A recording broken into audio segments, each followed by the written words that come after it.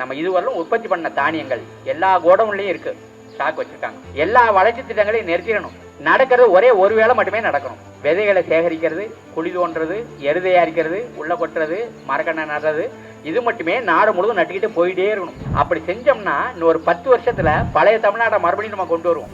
அந்த மரங்கள் இருந்த போது மழை பெஞ்சது, இல்லாத போது இல்லை. அதுக்கு பேர் பருவமழை.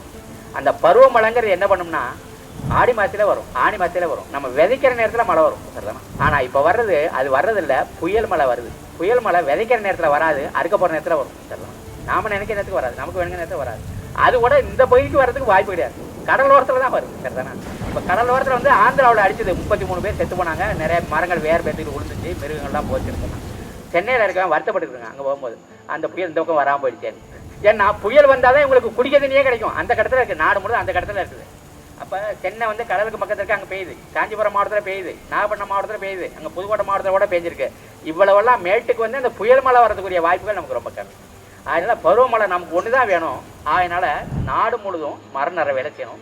நண்பர்கள்ட்ட சொல்லியிருக்கிறேன், கண்ணா பின்னான்னு மரங்களை நட்டுவிட்டு ஐயோ காஞ்சி போச்சு ஊற்றுறது தண்ணியில் அப்படின்னா கவலைப்படக்கூடாது. நம்மளுடைய உழைப்பு வீணாக போயிடும்.